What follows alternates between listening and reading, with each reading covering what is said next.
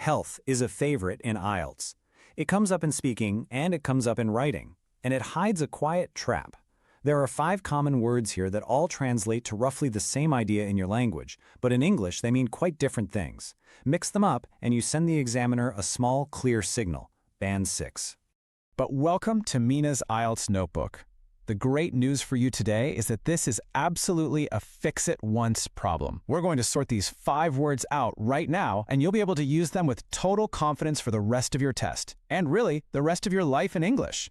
The secret here is not to just memorize a list. Instead, we're going to follow a story together, and I promise you the differences will naturally click into place. So let's dive right in.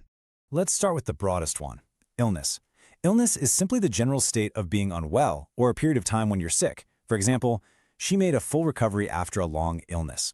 It's a really wide, everyday word, and it's completely correct to use. When you just want to express the state of being unwell, illness is always your safe, natural choice.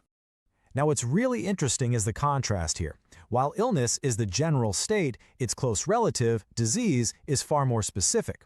A disease is a named medical condition, and it usually has a known cause or very clear features. Think of this example. Heart disease is a leading cause of death. So here is the incredibly crucial link you need to remember. Every disease is a kind of illness, but not every illness is a disease. For instance, a common cold definitely makes you ill, but we wouldn't call it a disease. That little distinction, that's exactly the kind of precision your examiners are listening for. All right, so illness and disease are both about being sick. But some conditions aren't really about sickness in that traditional sense at all. They're actually about a part of the body or mind simply not working the way it should. For that, the precise word is disorder, like in this example, a sleep disorder. So the main thing to remember is that a disorder is a malfunction. It's something that isn't functioning normally, often over a long period of time. It is not a disease, and reaching for the right word here really makes your English stand out. Now, those conditions we just talked about tend to come from within the body, but a huge number of illnesses actually come from the outside, specifically from germs getting in. And that brings us to an infection. An infection is an illness caused by bacteria, viruses, or other germs. Let's look at an example. He caught a chest infection. When germs are the root cause, the most accurate word to use isn't disease, and it's not just illness in general. It is an infection. So we've got illness, disease, disorder, and infection. Those are the actual conditions themselves. But how do you talk about the way a condition shows itself to you? For that, you need the word symptom. A symptom is a sign that shows you have a condition. Things like a fever, a cough, or a pain. Listen to this example. A high temperature is a common symptom. In your exam, try not to say the signs of being sick. Instead, say symptom. It's just one word, but it sounds so much more advanced. Okay, let's see how this all builds together in the real world. This is the part that will really make everything click for you today. We're going to put all 5 of these words onto just one person, and you'll feel exactly how the boundaries between them work. I want you to meet our patient. Let's call him Sam.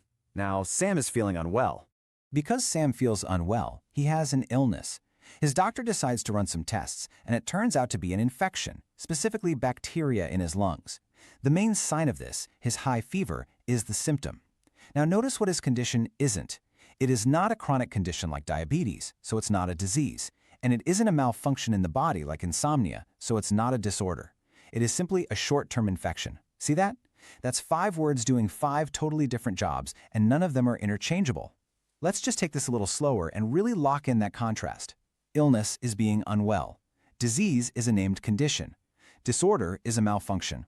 Infection is from germs, and a symptom is a sign of it. And Sam's story brilliantly illustrates what you need to look out for.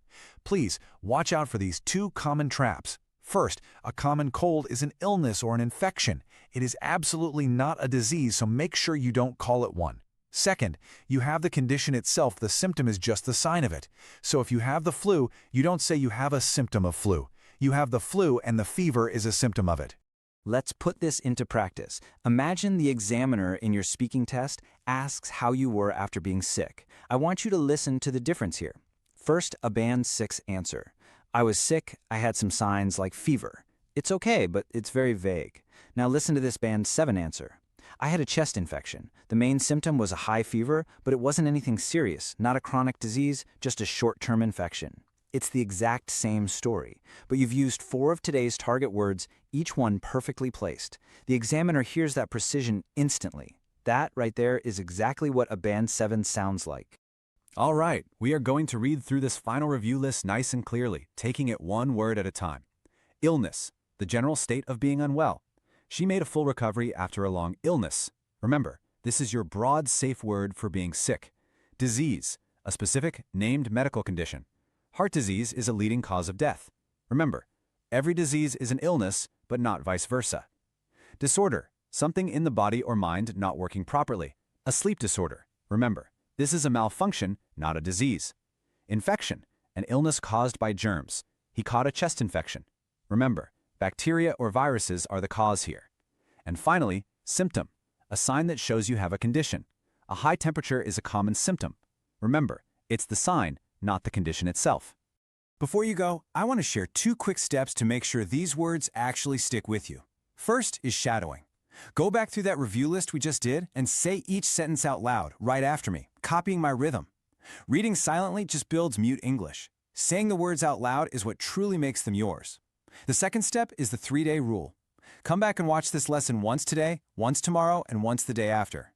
Those 3 short visits will absolutely beat one long cramming session. That's how you beat the forgetting curve, and how these words become natural choices that you can easily reach for under pressure in your exam. And one last thing. I want you to tell me in the comments below, using the words we learned today, what is a common symptom of a cold, and is a cold an illness or a disease? Try to answer that in a full sentence. Consider that your very first bit of real practice. You've totally got this. I will see you in the next lesson. This has been Mina's IELTS Notebook.